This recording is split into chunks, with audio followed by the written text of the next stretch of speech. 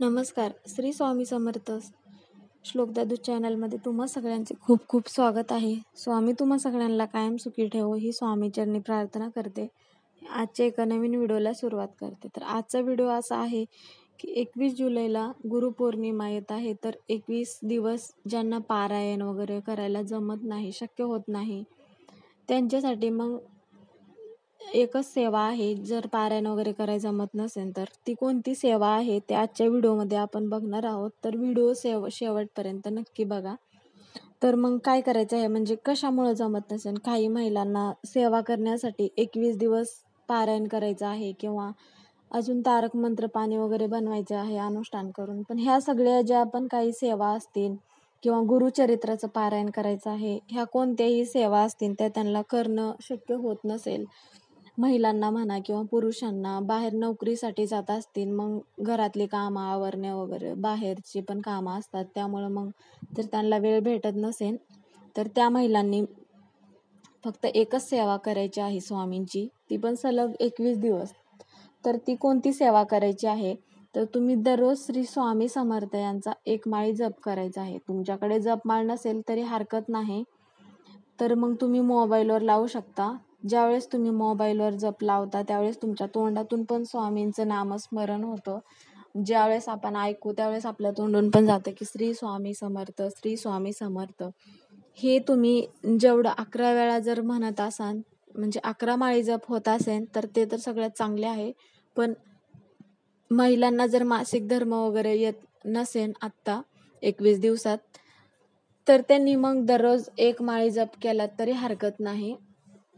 आणि मग त्यानंतरची दुसरी कोणती सेवा करायची आहे, मग ती सेवा म्हणजे की जे तुम्ही स्वयंपाक बनवला आहे तो स्वयंपाक स्वामींना नैवेद्य म्हणून ठेवायचा आहे. सकाळी आणि संध्याकाळी जे पण तुम्ही बनवणार असाल ते.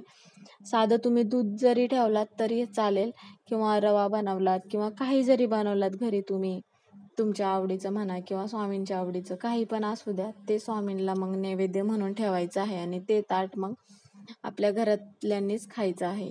ह्या दोनच सेवा तुम्ही 21 दिवस सलग चालू ठेवा आणि याचा परिणाम तुम्हाला लवकरच चांगला जाणवेल. कारण तुम्हाला पारायण वगैरे करायला जमत नसेल महिलांना किंवा पुरुषांना, बाहेर नोकरीसाठी असल्यानंतर त्यांना पारायण वगैरे करणं शक्य होत नाही, कारण वाचन वगैरे असतं. त्यामुळं मग घरी असल्यानंतरच मग पारायण केलात तर चालेल.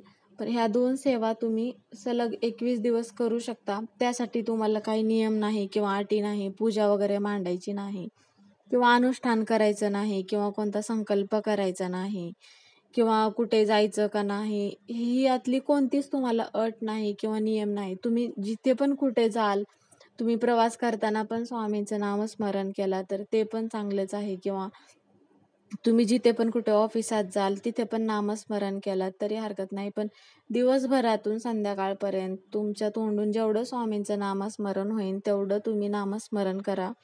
कारण आपल्या गुरूंचा दिवस मानला जातो गुरुपौर्णिमा, म्हणजे आपल्या गुरूंची सेवा आपल्याकडून किती होती.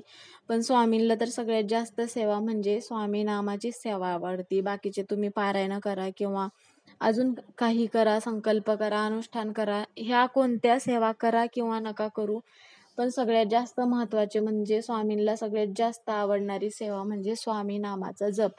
तुम्ही किती जरी तुम्हाला कामं असतील तर तुमच्या कामातून वेळ काढून तुम्ही किती स्वामींना वेळ देताय हे सगळ्यात जास्त महत्त्वाचं आहे आणि हे सगळ्यात जास्त स्वामींना आवडतं. स्वामी म्हणत नाहीत की तुम्ही तुमचे कामं करू नका, कामांकडे दुर्लक्ष करा, स्वतःला त्रास करून घ्या आणि मग माझी सेवा करा, असं स्वामींचं कधीच म्हणणं नसतं.